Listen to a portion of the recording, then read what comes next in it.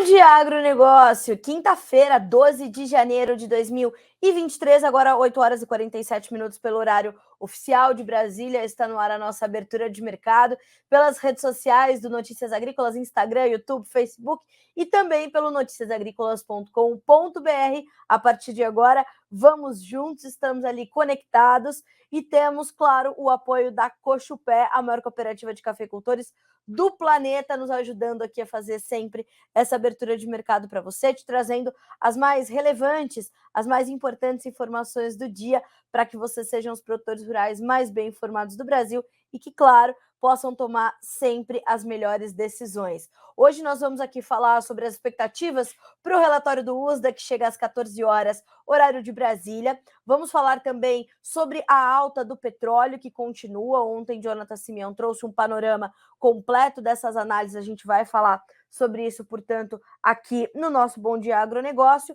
Vamos também entender o impacto disso para soft commodities. Hoje todas as commodities subindo à espera de dados importantes. Vamos falar sobre as expectativas para a inflação norte-americana, que será divulgada também na manhã desta quinta-feira. Então tem várias informações para a gente monitorar hoje e você é nosso convidado para irmos juntos e entendermos como é que as coisas estão funcionando aqui no Brasil e no mundo. A gente começa junto o nosso dia, portanto, a partir de agora. Primeira coisa, vamos fazer aquela nossa tradicional rodada de preços, porque assim a gente consegue tirar uma fotografia do mercado para entender os detalhes a partir deste ponto.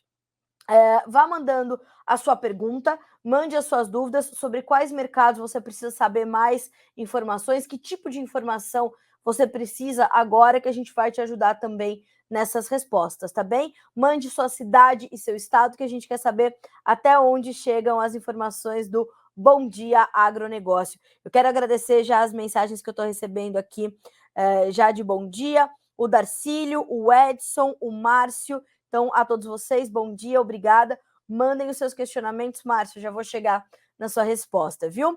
Primeira coisa, vamos olhar para os preços, portanto. Bolsa de Chicago, para começarmos. Nós temos a soja subindo, 15 dólares e 300 por bushel no contrato março, que tem alta de 0,7%. Milho, 6 dólares e 59, alta de 0,6%. O trigo, 7 dólares e 43, com 0,5% de alta. O farelo e o óleo de soja vamos observar também. O óleo tem, neste momento, o farelo, uma alta forte de 1,2% para 474 dólares e 50 centes por tonelada curta. No óleo, nós temos uma pequena baixa de 0,2% para 62 centes mais 42 por libra-peso. Vamos atualizar aqui e ver se temos alguma mudança, alguma movimentação diferente desde a hora que eu ajustei aqui. O óleo passa a subir, virou o mercado, tem alta de 0,8% para 62 centes mais 62 por tonelada, por libra-peso. Percebam, né? A volatilidade do mercado continua. Hoje é dia de relatório do USDA, assim deve seguir pelo menos até a chegada desses novos números às 14 horas. Bolsa de Nova York. Alta para o café de 1,3%, o açúcar devolvendo um tiquinho, estava subindo, passou a recuar, mas um recuo bem tímido de 0,05%. O café tem 1 dólar e 45 mais 80, o açúcar 19 centes mais 66 por libra-peso, ambos. O algodão, alta de 0,6% para 84 centes mais 72 por tonelada curta. Vamos olhar os outros grupos de commodities, e aí sim a gente vai destacar agora o petróleo, que, como eu já adiantei, sobe nesta quinta-feira. Nós temos uma alta de 1,3% para o WTI, que tem 78 dólares e 45 centes por barril. O Brent, 1,4% de alta para 83 dólares e 82 centavos. O gás natural sobe, tem alta de 3% agora. O ouro, 0,6% de ganho. A prata sobe 1,8% na manhã dessa quinta-feira, enquanto o cobre recua um pouquinho, tem baixa de 0,5%, e temos então o cobre, apenas o cobre, se destacando em baixa entre as principais commodities negociadas nessa quinta-feira. Dólar index com uma pequena baixa, 0,1% nesta manhã de hoje, 102.800 pontos. Os índices acionários sobem, os europeus, os americanos. É um dia de menos aversão ao risco e é um dia de monitoramento. Já já, um pouquinho depois das 9, nós temos a divulgação dos dados de inflação nos Estados Unidos. A gente tem a inflação anual nos Estados Unidos está um pouco mais de 7%, o que para os Estados Unidos, no seu ambiente econômico, né? E se a gente olha ali, claro, para os últimos anos, é uma consideração importante, é um índice alto, é um índice elevado, quase que inaceitável para a economia norte-americana, o que tem feito, inclusive, com que o Federal Reserve tenha trazido, né, nos últimos meses, esse aumento das suas taxas de juros. Nós sabemos que as taxas de juros por lá estão elevadas e as últimas declarações do Federal Reserve são essas realmente de que as taxas deverão seguir altas. Nós fizemos, inclusive, uma notícia aqui com um estudo das universidades de Illinois e de Ohio, trazendo essas orientações, essa necessidade de planejamento e estratégia mais alongada pelo produtor norte-americano, para que ele tenha esse entendimento e tenha esse planejamento mais alongado para um período ainda longo de taxas elevadas de juros. E isso vale também para nós, uma vez que a Selic está 13,75%, também por necessidade que o governo teve, o governo federal e o ministro da Economia, o ex-ministro Paulo Guedes, de tentar também controlar, né, aqui as situações, controlar a nossa inflação, e assim o fez. Então, nós temos essas condições aí também para monitorar. E já já, um outro destaque que nós vamos trazer é a inflação chinesa, tá? Hoje, os dados da inflação ao consumidor na China foram divulgados e é uma das nossas manchetes. Antes da gente trazer essas manchetes, Bolsa de Dalian, mercado futuro na China. Alta para o farelo, aliás, alta forte, alta mais moderada para o óleo de soja, alta para o milho, baixa para o suíno vivo. Isso, levantamento da Agriinvest Commodities, que traz também as suas rápidas da manhã, ou o seu resumo, que traz ali financeiro mais fundamentos, né? O cenário composto de financeiro mais fundamentos, pela perspectiva de Eduardo Vanin, analista de mercado da Agriinvest Commodities. Bolsas em leve alta, todos de olho nos dados americanos de inflação que chegam hoje. Petróleo acima dos $78 por barril. Ouro buscando $1.900 a onça Troy. Commodities subindo. O índice de commodities da Bloomberg voltou a operar acima dos 110 pontos. Moedas de exportadores de commodities são as grandes vencedoras. Temos ali algumas divergências entre os modelos climáticos que também estão no radar. Aí a gente já começa a tratar um pouco mais dos fundamentos. O modelo europeu mostra menos chuvas para a Argentina e sul do Brasil para os próximos 10 dias em relação ao modelo GFS, que é o modelo norte-americano. Hoje, os modelos reduziram os volumes para a Argentina para o dia 19, mudando novamente para menos chuvas sendo esperadas, ok? Então, essa é a perspectiva inicial do mercado, são aquelas informações primeiras a que o mercado vai reagir, a que o mercado vai se movimentar. Então, o principal destaque são esses das commodities todas em campo positivo, à exceção do cobre, como destacamos, e o açúcar, que virou e devolve um pouquinho das altas mais fortes já registradas hoje. Agora, 8 horas e 55 minutos pelo horário de Brasília. A você que está chegando aqui no Bom Dia Agronegócio, essa é a nossa abertura de mercado, esse é o nosso primeiro momento da nossa transmissão ao vivo, para dar início, né, ali às nossas transmissões e fazer com que vocês sejam sempre os produtores rurais mais bem informados do Brasil. O Jarbas me pergunta o seguinte: é verdade que a China está embarcando muito milho e o preço tende a subir? É verdade que a China está embarcando muito milho, né? Depois de 8 anos de acordos e de costura de acordos, para ser mais exata, Jarbas, nós tivemos sim uma oficialização desse processo no ano passado. já começamos a exportar milho para os chineses em 2022, nas últimas semanas de 2022, a China precisa desses grãos e veio buscar no Brasil. O Brasil hoje é uma das principais origens produtoras. No entanto, nós já sabemos que a nossa oferta de milho FOB está bem ajustada. Os chineses deverão buscar milho nos Estados Unidos, até mesmo na conta, né, nesse entendimento da formação do preço, nós devemos ver de fato um milho norte-americano mais competitivo em termos de preços. Mas o que nós temos? Preços ainda firmes aqui no Brasil, e parte dessa firmeza se deu sim às nossas exportações, que foram recordes em 2022 e com boas perspectivas para 2023 também. Afinal, a abertura deste mercado, a abertura para o mercado chinês para o milho brasileiro é muito importante e ajudou a manter as cotações aqui no final do ano e neste começo de 2023 em patamares bastante adequados, em patamares que remuneram bem o produtor.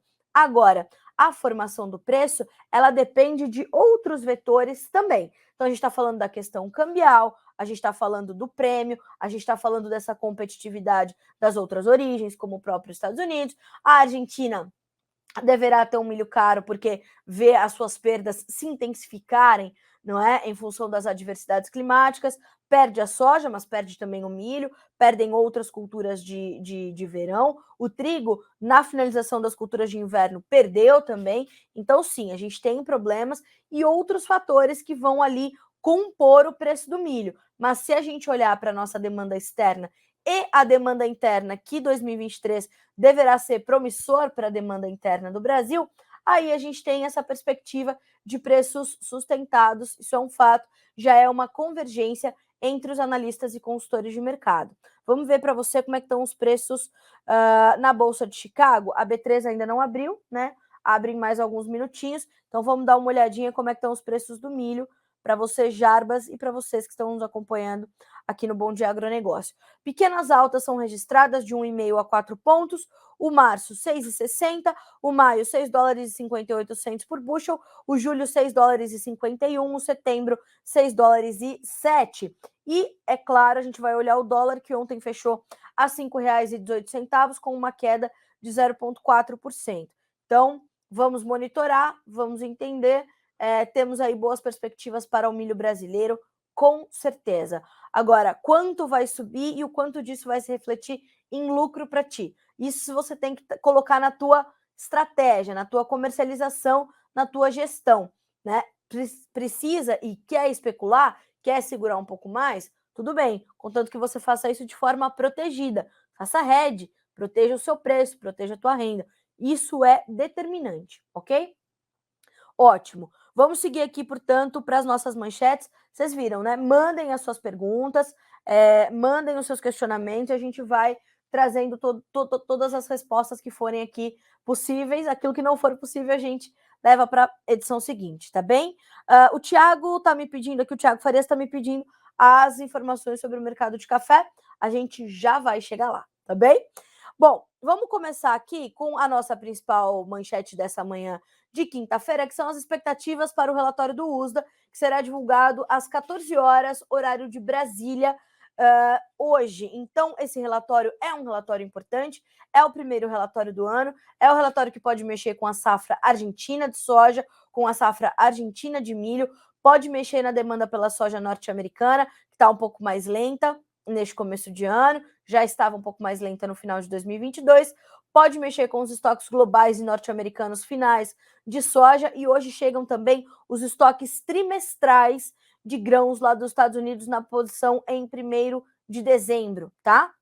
Então, tudo isso vai chegar às 14 horas, a gente vai converter tudo, porque chega sempre em bushels, né, em milhões de bushels, bilhões de bushels, a gente vai converter tudo para milhões de toneladas e te trazer por aqui. Então, expectativas para o relatório do USDA.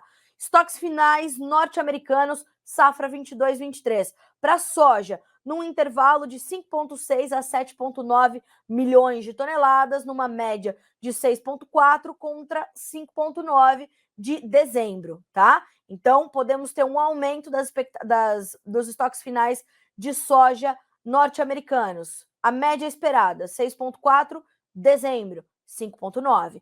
Milho, um intervalo de 30 a 35,7 milhões de toneladas, média 33,4 milhões. Número de dezembro, 31,9, ou seja, os estoques finais de milho dos Estados Unidos também podem vir para cima e a gente tem essa média esperada em 33,4 milhões de toneladas, quase 2 milhões a mais do que no mês de dezembro.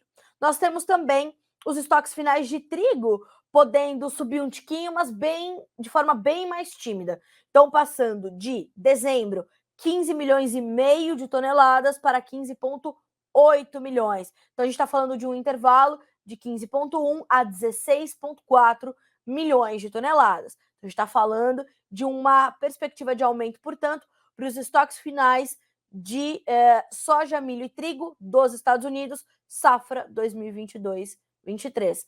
Para a safra 22-23, os estoques finais globais. O que a gente espera para a soja? Um aumento, uma redução, por outro lado, de 102,7 para uma média esperada das expectativas do mercado de 101,7 milhões de toneladas, 1 milhão a menos. Isso viria caso houvesse uma redução na safra argentina, na safra brasileira, por que não? Então a gente está olhando ali para esses números. O intervalo esperado para a soja, de 99,1 a 104,4 milhões de toneladas. Para o milho, a média esperada, 297,9 milhões de toneladas. Número de dezembro, 298,4. Então, também pode haver uma redução nos estoques finais globais de milho. Intervalo esperado, 292 milhões e meio a 300 milhões e 300 mil toneladas, 300,3 milhões de toneladas. Para o trigo, se espera uma pequena alta de 267,3 para a média esperada, 268,02 milhões de toneladas. Intervalo, 265,4 a 270 milhões e meio de toneladas. Então, resumo, estoques finais globais, safra 22-23. Trigo um pouquinho para cima, milho um pouquinho para baixo, soja um pouquinho para baixo, ok? Expectativas para os estoques finais. Nós temos também um levantamento aqui da Agriinvest das estimativas de produtividade e produção lá nos Estados Unidos, tá? A gente está falando de, em sacas por hectare, uma média esperada para o milho de 180,4 sacas por hectare contra 180,2 de dezembro, do relatório de dezembro.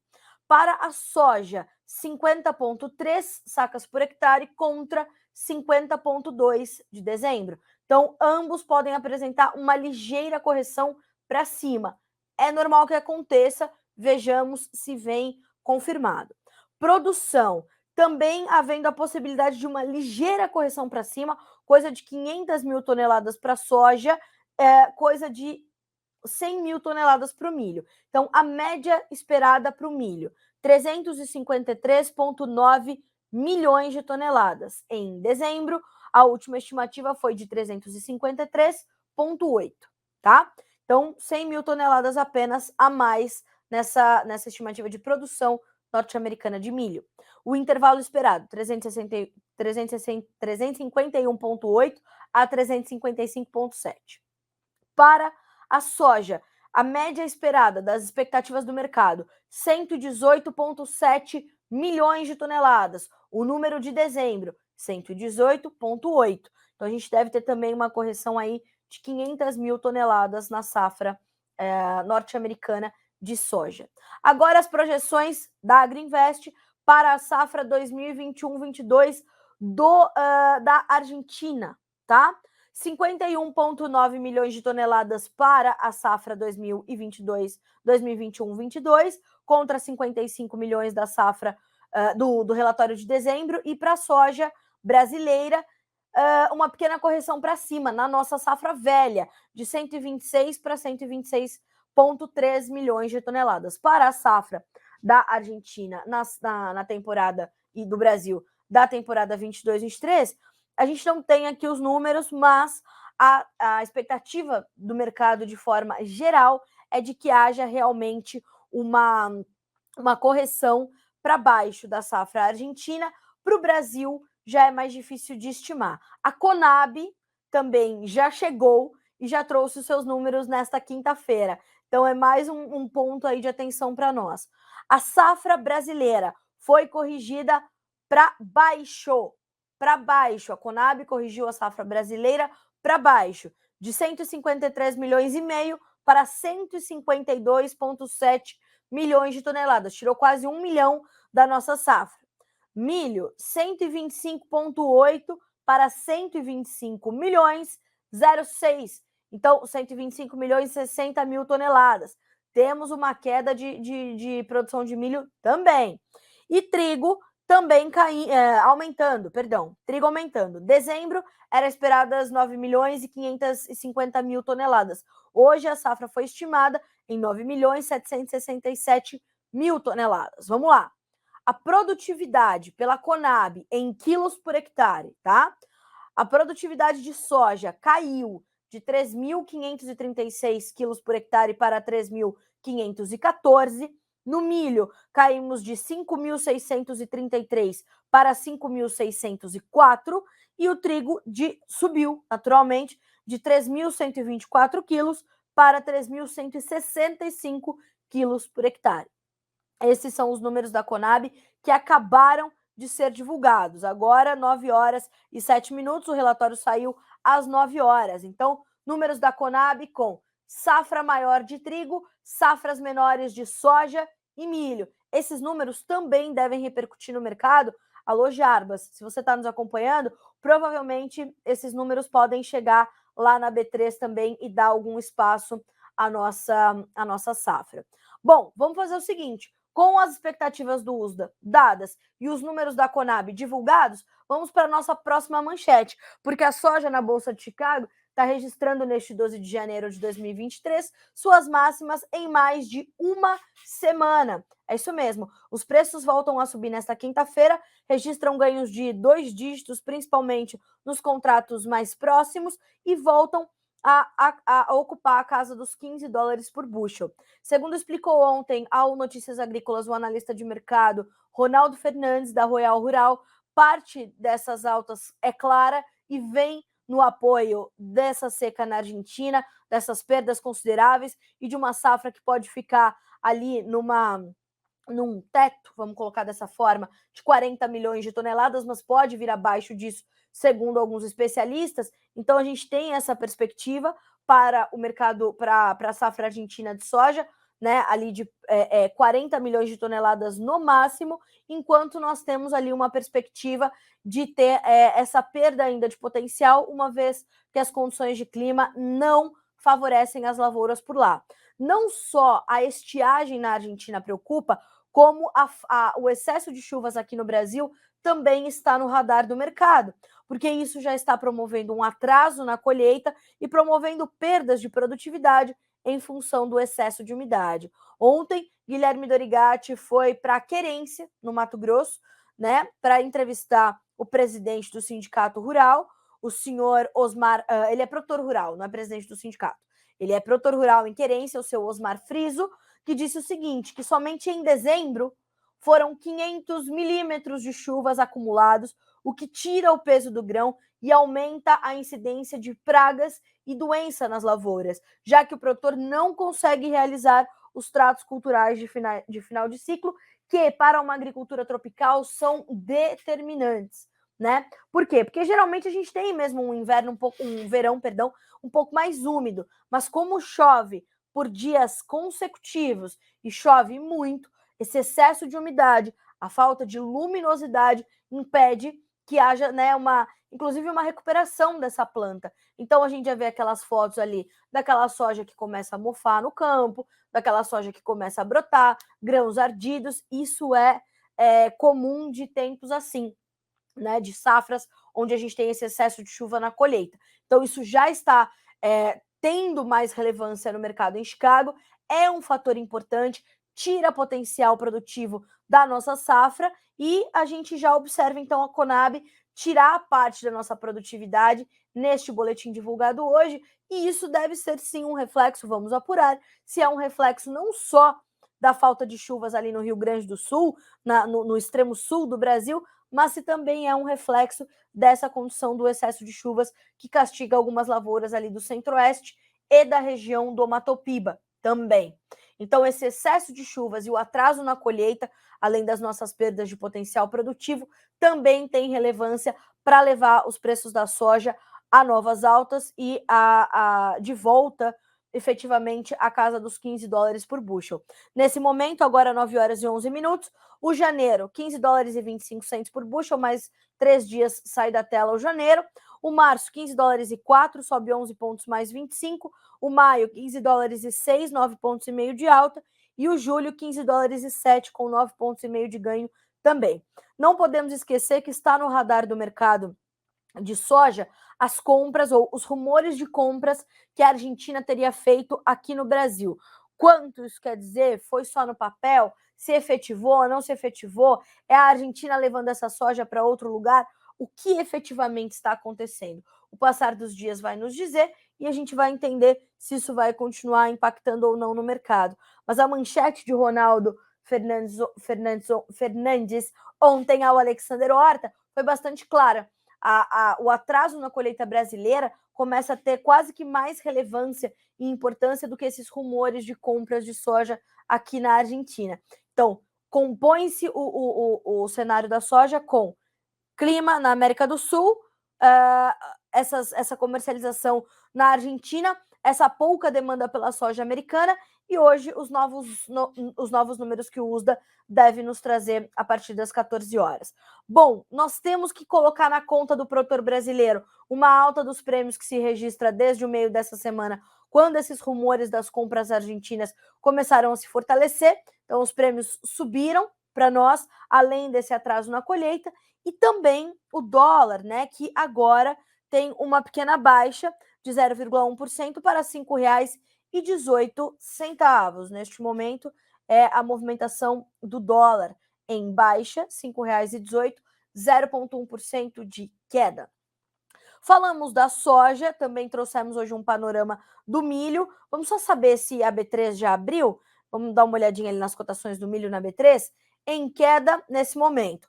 Janeiro, R$ 87,45, 0,2% de baixa. O março, R$ 92,10, 0,05% de queda. O maio, R$ 23,91,61, caindo 0,2% agora. Bom, como eu disse, falamos então sobre o mercado de soja, demos esse panorama do milho, quero falar um pouquinho sobre o petróleo. Ontem, o Jonathan Simeão fez uma nova entrevista, como toda quarta-feira acontece, sobre o mercado de petróleo, apontando que há realmente uma expectativa melhor, né, para o mercado de petróleo diante, apesar dos temores de uma recessão global, de uma melhora do consumo mundial de petróleo. A China está abrindo as suas fronteiras, as situações devem começar a voltar à normalidade, as condições logísticas devem melhorar, deve haver uma demanda maior de fato, e isso pode, inclusive, fazer com que os preços do petróleo se sustentem ali na casa de 80 dólares por barril, segundo a AIE, Agência de Energia, Administração de Informação de Energia dos Estados Unidos, né, que trouxe nesse início de semana um relatório importante com indicativos fortes desta condição de uma melhora no consumo global por petróleo para este ano e também para 2024, quando inclusive o consumo pode alcançar recorde de acordo com a agência. E, como já pontuei, a reabertura do mercado chinês é acompanhada bem de pertinho pelo mercado. Ontem, o Jonathan Simeão entrevistou o Flávio Inácio Inocêncio, que é diretor da Helios Advisory, um grande especialista no mercado de energias, que trouxe todo este panorama. E hoje o mercado continua suas altas. Ontem subia, hoje volta a registrar ganhos. Nós estamos falando de altas de mais de 1%, tanto para o WTI quanto para o Brent. E o Brent, inclusive, já superando os 80 dólares, agora 83 dólares e 77 centos por barril, com ganho de 1,3%. E o WTI, que é mais focado ali, o Brent é a referência global de oferta e demanda. e referência para a Petrobras também.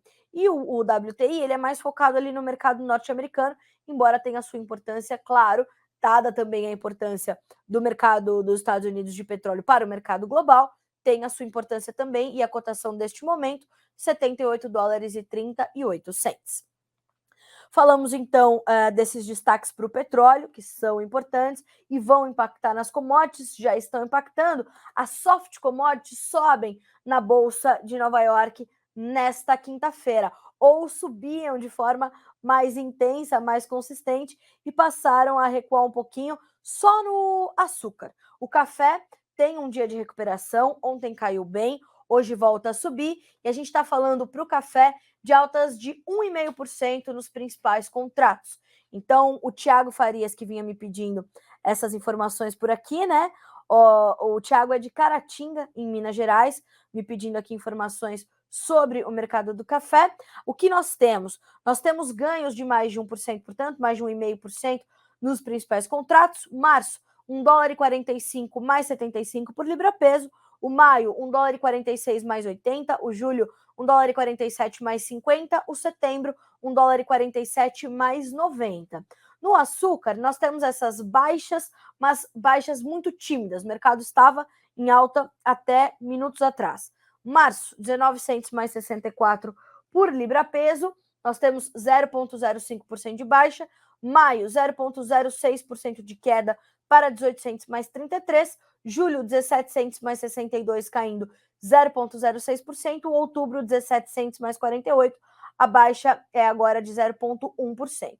Já o algodão, que também espera pelos novos números do USDA nesta quinta-feira, sobe 0,5% nos contratos mais negociados. Março, $84, 84 centos de dólar mais 74 por libra-peso. O maio, 84,79. O julho, 84,73. O dezembro, 81 centos mais 75 por libra-peso. O que dá suporte? Qual é o pano de fundo para a alta das soft commodities? Essas perspectivas mais contidas sobre a economia global, a reabertura chinesa, as perspectivas ainda de uma recessão, óbvio, mas já conhecidas pelo mercado, e, claro, esse entendimento de que essa reabertura da China, por exemplo, pode voltar a intensificar o consumo. No caso do café, principalmente, a gente tem também um movimento técnico de recuperação, de recomposição dos preços, já que nos últimos dias nós vimos novas baixas serem registradas. Então, o mercado de café tem suporte nesse espaço para se recuperar. E a gente vê que realmente essa movimentação se consolida. Nós já temos a abertura de mercado nesta quinta-feira, pelas informações apuradas pela Andressa Simão. E o seguinte, o que é possível já sabermos, né? De acordo com o diretor da Faros Consultoria, o mercado está iniciando a sessão com ajustes técnicos e devolvendo parte das baixas das últimas sessões. Abre aspas para o Haroldo. No fechamento dessa quarta, ontem, os contratos futuros do café finalizaram o dia com baixas brutais e agora trabalham com ganhos técnicos. E o mercado de café também espera pela divulgação do relatório de exportações de dezembro, pelo Secafé, que será divulgado na próxima segunda-feira. O Secafé, que é o Conselho dos Exportadores de Café do Brasil. Soma-se a isso, para o produtor brasileiro, como eu sempre destaco, a movimentação cambial para a formação dos nossos preços. Então, são R$ 5,17 agora. O dólar intensificou um pouquinho as suas baixas, 0,2% de perda. E nós temos que colocar para a formação dos preços essa condição do dólar, né? E principalmente a condição do dólar, por quê? Porque o Brasil é o maior exportador mundial. E quando a gente olha para essa baixa do dólar, a gente vê também intensificado uma espécie de espaço maior para essa recuperação do café. À medida em que o dólar se desvaloriza frente ao real, né, nós temos uma maior competitividade do nosso produto.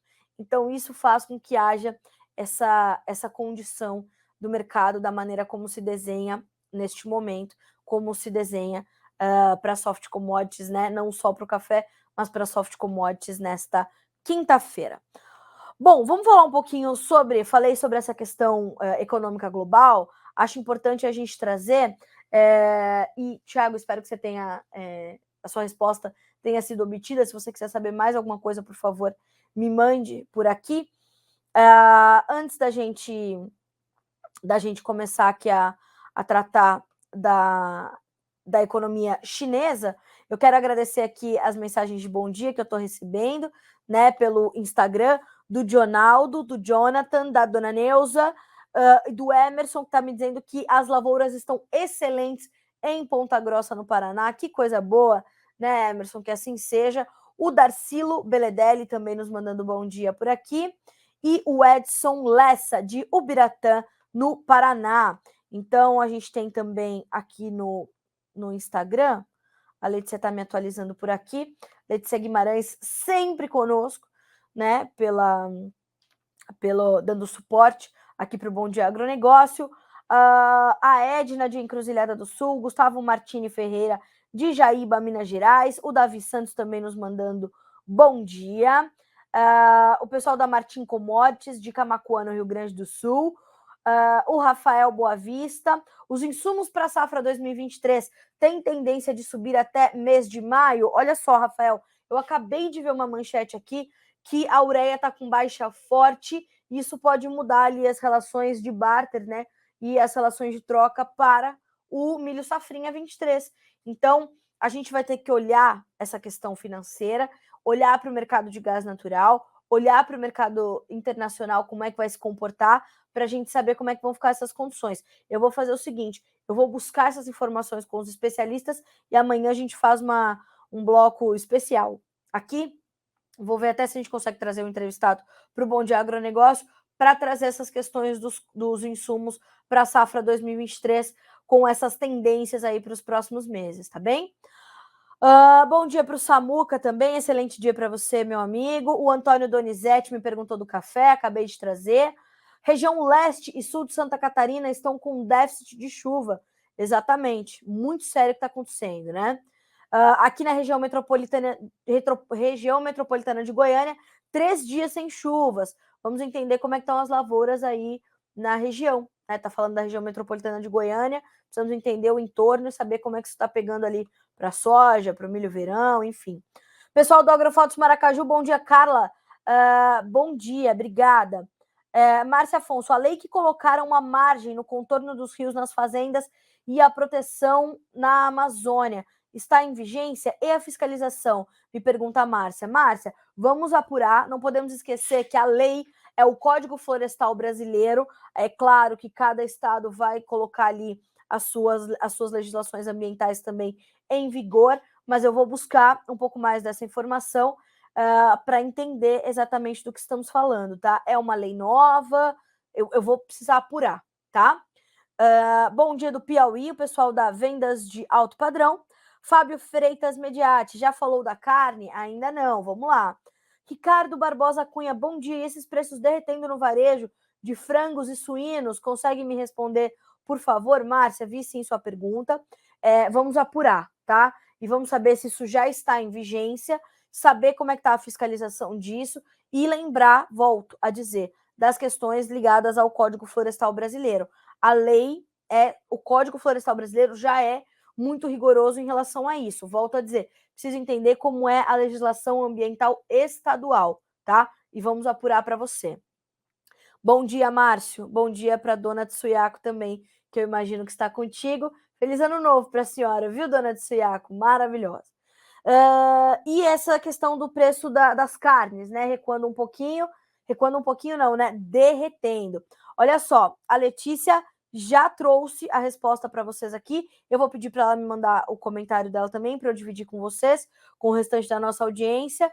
Mas a Letícia é nossa especialista aqui no setor de proteínas animais. Então, ela já trouxe esse comentário, né?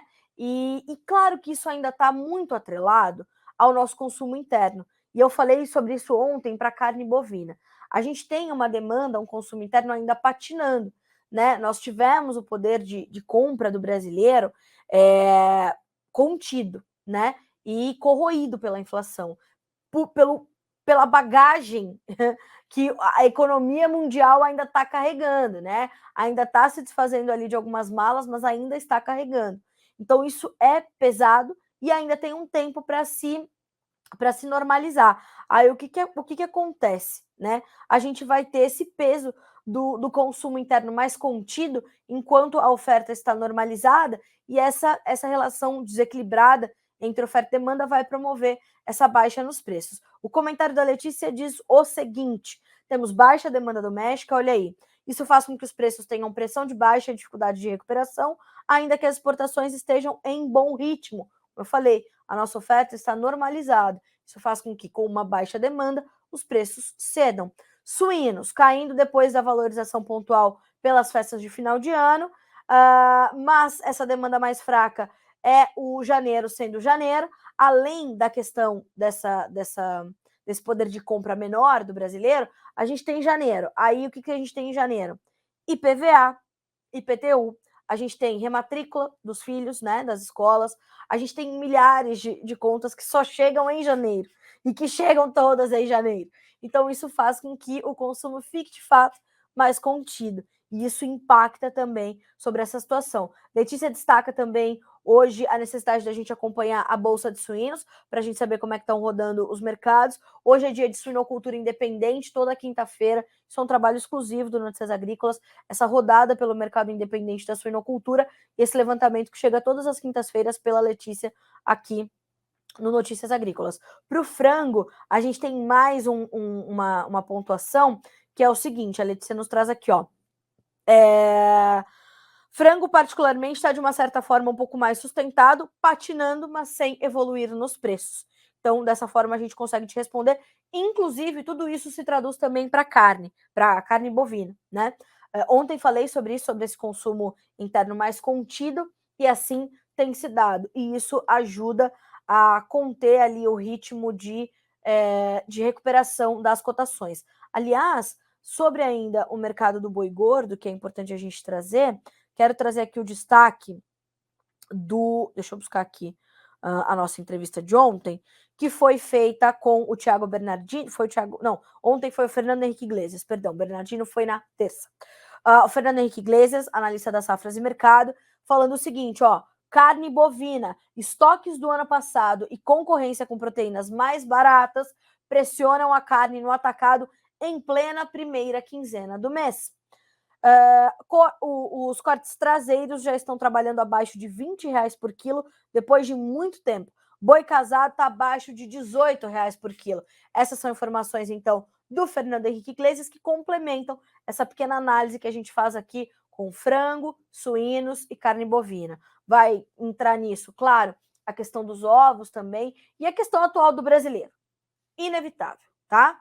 É olhar para isso e olhar como a gente consegue trazer essa recuperação do consumo interno, que, aliás, é uma proposta do governo federal.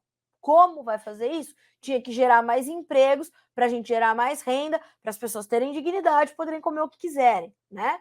Então, vamos acreditar. Vamos ver como é que fica tudo isso. 9h29 pelo horário oficial de Brasília. R$ 5,16, continua o dólar caindo um pouquinho mais, intensificando as suas baixas. Minha próxima manchete, como eu dizia, inflação ao consumidor final, ao consumidor na China, se acelerando em dezembro, segundo as informações divulgadas nesta quinta-feira. A taxa anual de inflação ao consumidor chinês se acelerou em dezembro, impulsionada pelo aumento dos preços dos alimentos, mesmo que a demanda doméstica vacile em meio à atividade econômica mais contida. Economistas esperam que a inflação continue a se acelerar no primeiro tri de 2023. O índice de preço ao consumidor subiu 1,8% em dezembro, na base anual de 1,6% de novembro, segundo dados do Escritório Nacional de Estatísticas divulgado nesta quinta. O resultado ficou em linha com a expectativa da agência Reuters. A queda anual de índice de preços ao produtor diminuiu em dezembro para 0,7%, de um recuo de 1,3% observado no mês anterior. A expectativa era de um declínio, no entanto, de 0,1%, refletindo a interrupção da indústria devido ao alto número de casos de Covid-19 no final de 2022. Aí veja, né, o que é a análise de Zixuan Huang, economista da Capital Economics. Há alguns sinais iniciais de que a transição para viver com a Covid está começando a pressionar os preços para cima, mas é improvável que a elevação da inflação seja tão grande quanto a observada em muitas outras economias quando elas reabriram. Analistas não esperam que o aumento da inflação na China provoque um aumento da taxa de juros, como aconteceu também em outras economias. Abre aspas para Zhou Hao, economista-chefe do grupo Guotai Junan. Como a inflação permanecerá controlável num futuro próximo, acreditamos que o Banco do Povo da China, é o banco central deles, precisará baixar a taxa em 10 pontos base no primeiro trimestre. Os preços dos alimentos em dezembro na China avançaram 4,8% em relação a um ano antes, após um aumento de 3,7% visto em novembro. O núcleo da inflação, que exclui os preços dos alimentos e energia, ainda é moderado, embora tenha subido de uma taxa anual de 0,6% em novembro para 0,7% no mês passado. Então, essas são as informações da inflação ao consumidor na China, e essas informações vão ser importantes também para a gente entender como vai ficar, como ficarão os desdobramentos das políticas monetárias a partir de agora e principalmente a partir da reabertura de suas fronteiras, certo? Bom, eu destacava também que nós temos ali uma condição dos mercados todos olhando para os dados de inflação norte-americanas que serão divulgados nesta quinta-feira. Então, a gente está falando de uma possibilidade de uma redução na inflação, hoje um pouco mais de 7%, podendo chegar a 6,5% em algumas expectativas do mercado. Essa espera, ela vem com commodities em alta, dólar index em queda, índices acionários em alta e num ambiente de aversão ao risco um pouco mais controlado nesta quinta-feira. Então, a gente está falando de uma perspectiva importante, essa perspectiva de redução da inflação norte-americana, e isso é um dos pontos centrais do mercado nesta abertura de dia, neste início de dia. Agora são 9 horas e 33 minutos, já os números começam a chegar, e olha só o que dizem os analistas de mercado da Agriinvest Commodities na sua equipe, nessa perspectiva, né, da espera pelos números da inflação. Hoje é o dia da divulgação da inflação ao consumidor nos Estados Unidos, indicador que deve trazer grande volatilidade para os ativos ao redor do globo. É a maior economia do mundo, né, senhoras e senhores? Entretanto, mesmo com a grande expectativa, quinta-feira é de alta para os ativos de risco no mundo todo. Na leitura dos analistas que fazem as estimativas, o CPI deve arrefecer na leitura de 12 meses. O índice cheio caindo de 7,1% para 6,5%, já o índice núcleo, que exclui combustíveis e alimentos, deve cair de 6% para 5,7% na leitura anualizada. Um número fraco do CPI deve trazer grande alta para as bolsas e para o dólar, pois tira uma pressão do Federal Reserve em ser agressivo na condução dos juros para conter a inflação. Já o número forte, o cenário é oposto. Fiquem atentos, os números chegam às 10h30, horário de Brasília, ok? Você vai ter, como sempre, essas informações em primeira mão aqui no Notícias Agrícolas, tá bom? Dona Salva, muito bom dia. Marina Silveira, bom dia para você, dizendo que os preços do boi gordo não estão bons. Realmente a gente está num momento ali de pressão sobre esses preços, é um fato. A análise da Marina está perfeita aqui, né? Dizendo que a gente tem essa perspectiva preocupante, realmente. E desde o começo do ano, vocês têm pontuado aqui para nós essa preocupação com os preços do boi gordo, né?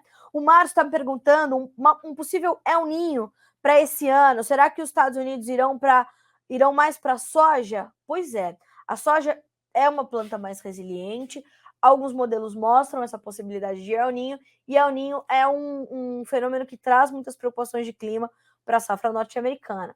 Agora, a gente precisa entender como estarão os custos de produção e o retorno financeiro de ambas as culturas, para saber para onde pode ir o produtor americano. A gente já está levantando essas informações, inclusive. Mais do que isso, a gente vai ter que lembrar que o produtor americano, apesar dessas indas e vindas do preço, dos custos de produção e do retorno financeiro, ele é um apaixonado por milho. Por quê, Carla? Porque é.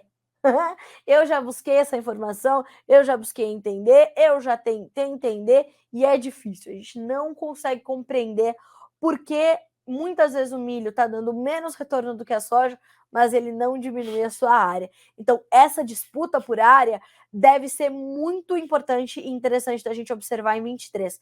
E segundo também Eduardo Vanin, deve ser a área mais volátil dessa nova safra, dessa nova temporada 23-24. E foi a área que mais se reduziu na safra 22-23, de uma forma geral, globalmente falando. Então, a ter atenção a essas condições climáticas e ter atenção às informações, naturalmente, do impacto disso para o andamento dos preços vai ser muito importante da gente colocar no nosso radar ou manter no nosso radar e aos poucos ir ampliando espaço para ela. Obrigada pela sua pergunta, viu, Márcio? Outra informação importante aqui do nosso ponto de vista logístico. O governador de São Paulo, o senhor Tarcísio de Freitas, afirma que volta a discutir com Lula a privatização do Porto de Santos. Então, permanece nessa pauta entre o presidente Lula e o governador paulista essa condição. Não só a privatização do Porto de Santos, mas também a privatização da CEAGESP. O governador defendeu possíveis benefícios da concessão na Baixada Santista. O ministro de Portos e Aeroportos, o senhor Márcio França, não participou deste encontro, mas Márcio França já disse em outras declarações que a autoridade portuária não irá ser privatizada. Né? Os terminais podem, mas a autoridade portuária não. Então, olha só, o governador Tarcísio se reuniu com o Lula ontem em Brasília. O encontro teve como principal objetivo essa discussão do processo de privatização do Porto Santos e ele se concentrou em apresentar ao governo federal esses benefícios que podem ser trazidos para a Baixada Santista de uma forma geral, né? Considerando os investimentos previstos para a região, como a ligação seca pelo túnel Santos-Guarujá, e, além do Porto de Santos, outros dois temas na reunião. A privatização da CEAGESP, situada na Vila Leopoldina, na capital paulista, e os repasses para as organizações sociais. Realmente é um projeto antigo essa de fazer essa união das organizações sociais com a CEAGESP. Também participaram do encontro os ministros da Casa Civil e da Secretaria de Relações Institucionais, o senhor Rui Costa e o senhor Alexandre Padilha, além do secretário de Governo e Relações Institucionais de São Paulo, o senhor Gilberto Kassab, que tem bom trânsito ali e é importante. O ministro dos Portos e Aeroportos não participou, apesar dos esforços de Tarcísio, dificilmente, segundo as análises, o governador deverá ter êxito nesse tema, uma vez que um dos primeiros atos da posse presidencial foi a revogação dos processos de privatização de 8 estatais brasileiras, incluindo a Petrobras e os Correios, pelo presidente Luiz Inácio Lula da Silva, já em 1º de janeiro. Então, a gente tem essa dificuldade, mas Tarcísio já disse que vai seguir pleiteando, que vai seguir lutando, porque tem esse estudo que mostra que a privatização seria boa para o porto, para a cidade e para a região. E de fato, o Porto de Santos está abandonado, né? Assim, quando você vê o entorno do Porto de Santos, porque de fato os terminais são completamente modernos, né? A iniciativa privada ali presente fez essa situação. A autoridade portuária foi questionada, ela está nesse debate, ela quer a privatização, a gente precisa ouvir, mas o entorno do Porto de Santos está numa situação terrível. Quem visita é triste de ver. E a gente está falando do maior porto da América Latina, a gente está falando de um gigante da logística brasileira que precisa e merece cuidados. Né? A visitação ao Porto de Santos é triste, parece uma cidade faroeste.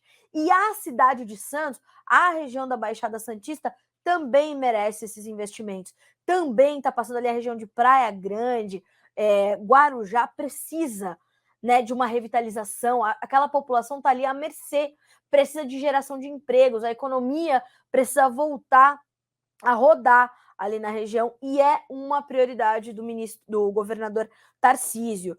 Tomara que as coisas avancem, porque é realmente um lugar que precisa de um pouco mais de atenção e principalmente olhando para a população de Santos. Falando também ainda um pouquinho mais da condição política, atualizando os últimos acontecimentos e isso é determinante que a gente faça, o Supremo Tribunal Federal votou, né, pela manutenção da prisão de Anderson Torres, né, pelo pedido da prisão da manutenção de Anderson Torres e pelo afastamento do governador do Distrito Federal, Ibanez Rocha. Os únicos que votaram contra, né, então essa aprovação veio com 9 votos a favor, 2 contra, os únicos votos contra vieram de Cássio Nunes Marques e do ministro André Mendonça. Então, em sua decisão, o ministro Mendonça cita que a decretação da intervenção federal na segurança pública do DF estabelecida por Lula, abre aspas, torna desnecessária e desproporcional a medida de afastamento de Ibanez Rocha. Por sua vez, Cássio Nunes Marques ressaltou que a Suprema Corte não tem competência para investigar supostos ilícitos criminais praticados pelo governador e que este é um trabalho do Superior Tribunal de Justiça, o STJ. Em ambas as decisões, eles criticaram os atos de vandalismo e pedem a investigação total dos responsáveis, mas votaram a favor, portanto, importante a gente lembrar. Gilmar Mendes, Edson Fachin, Carmen Lúcia Dias Toffoli, Roberto Barroso, Luiz Fux, Ricardo Lewandowski e Rosa Weber, seguindo o relator, né, que é o ministro Alexandre de Moraes. Então, forma-se maioria para ratificar a decisão de Moraes e, claro, né, isso tudo ainda vai continuar a ser discutido. Os nomes de Ibanez Rocha, Anderson Torres, estão todos eles no centro das atenções, né? Então, está mantido pelo STF a decisão, está mantida a decisão, então, de Alexandre de Moraes. Mais do que isso, a Polícia Federal concluiu a perícia no STF e vai cruzar dados genéticos para identificar os vândalos que promoveram aquele quebra-quebra. Nós temos também o Lula dizendo que foram aloprados, que causaram vandalismo e está cobrando, claro, uma punição rigorosa, e assim a gente vai desdobrando tudo isso. Segundo a Polícia Federal, foram interrogadas e presas 1.159 pessoas por invasão em Brasília. É importante a gente lembrar também que foram enchendo ônibus, dizendo, não, vamos embora daqui, tranquilo. Famílias, idosos, mulheres, crianças, encheram ônibus. Vamos enchendo, vamos para lá, vamos. E foram levados, né, para aquele ginásio, para outros lugares. A gente sabe de ônibus que foram interceptados ali, né, parados na volta para suas cidades. A gente tem relatos, eu falei com pessoas que foram detidas, que foram levadas a prestar depoimento. Então, assim, quando é que a gente vai começar a investigar, né, realmente onde, se os vândalos foram identificados, não foram, aquelas pessoas estão lá ainda. Inocentes estão ali, confinados. Vamos entender. Senhoras e senhores, são 9 horas e 44 minutos pelo horário oficial de Brasília, deste 12 de janeiro de 2023. Muitas outras notícias chegam a vocês aqui pelo nosso noticiasagricolas.com.br e pelas nossas redes sociais também. Aliás, eu vou te fazer 2 convites. Um, para você participar ali do nosso Fala Produtor, um espaço de interatividade criado para o produtor rural, né? O objetivo é trazer esse espaço e concentrar ali discussões, debates importantes, uma troca de ideias muito saudável que acontece no Notícias Agrícolas desde que ele foi fundado, e também para você mandar as suas informações, as suas imagens do Brasil que produz para o nosso Imagens do Dia. Tira foto da sua lavoura de soja, tira foto do seu rebanho, tira foto do seu plantel, tira foto da sua fazenda, tira foto da sua família trabalhando, dos seus colaboradores e manda para nós pelo 19 997670241 pelo WhatsApp, repetindo 19 997670241 ou pelo nosso direct lá no Instagram. Vai lá no nosso perfil, manda uma mensagem para nós, coloca a sua foto ali. O importante é mandar cidade e estado, isso é determinante para a gente poder te identificar, e também do que se trata. Esta é a minha lavoura de soja, Carla Mendes. Este é o meu plantel de suínos, não importa. O importante é você mandar a sua identificação. Combinado? Agora, 9 horas e 45 minutos pelo horário oficial de Brasília, a gente vai terminando o nosso Bom Dia Agronegócio por aqui. Se você gosta de nos acompanhar pelo YouTube, faça sua inscrição lá no nosso canal, no Notícias Agrícolas Oficial. A gente está todo dia lá de manhã, fora toda a nossa programação ao vivo, que é transmitida por lá também. Então vale a pena você estar inscrito, ativar o sininho para receber ali os nossos alertas, e fora todas as outras as nossas outras notícias que já estão disponíveis para você por aqui. Uma excelente quinta-feira para você. Atenção ao relatório do USDA em 14 horas, horário de Brasília. Fica ligado que a gente vai te trazer os números em primeira mão, como sempre, e amanhã a gente se vê aqui no Bom Dia Agro. Bom dia, bons negócios.